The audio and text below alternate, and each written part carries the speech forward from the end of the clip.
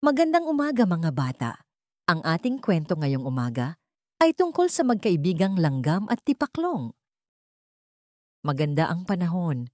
Mainit ang sikat ng araw. Maaga pa lamang ay gising na si langgam. Nagluto siya at kumain. Ilang sandali pa, lumakad na siya. Gaya ng dati, naghanap siya ng pagkain. Isang butil ng bigas ang nakita niya.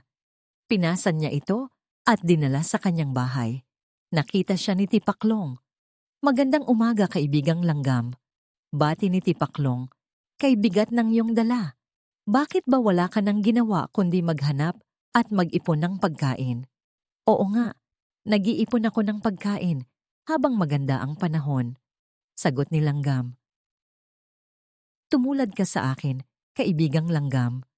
Wika ni Tipaklong. Habang maganda ang panahon, tayo ay magsaya.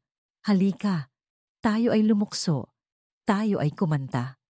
Ikaw na lang, kaibigang Tipaklong. Sagot ni langgam. Gaya ng sinabi ko sa iyo, habang maganda ang panahon ako, ay naghahanap ng pagkain. Ito'y aking iipunin para ako ay may makain pag sumama ang panahon. Lumipas pa ang maraming araw. Dumating na ang tag-ulan. Ulan sa umaga, ulan sa hapon at sa gabi, umuulan pa rin. At dumating ang panahong kumidlat, kumulog at lumakas ang hangin kasabay ang pagbuhos ng malakas na ulan. Ginaw na ginaw at gutom na gutom ang kaawa-awang Tipaklong. Naalala niyang puntahan ng kaibigang si langgam. Paglipas ng bagyo, pinilit ni Tipaklong na marating ang bahay ni langgam. Bahagya na siyang makalukso. Wala na ang dating sigla ng masayahing si Tipaklong. Tok! Tok! Tok! Nang buksan ni langgam ang pinto, nagulat siya.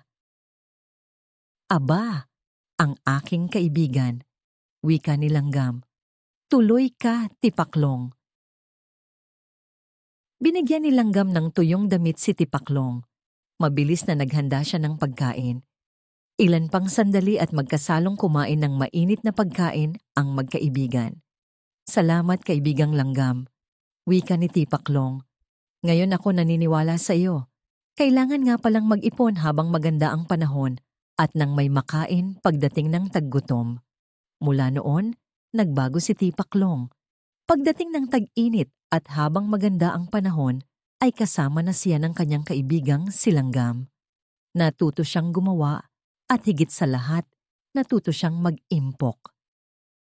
Huwag kalimutang i-like at mag-subscribe sa aking channel para sa mas marami pang kwento na tiyak ninyong magugustuhan. Mag-iwan ka rin ng komento kung anong kwento ang nais mong ibahagi ko sa susunod. Maraming salamat sa panonood.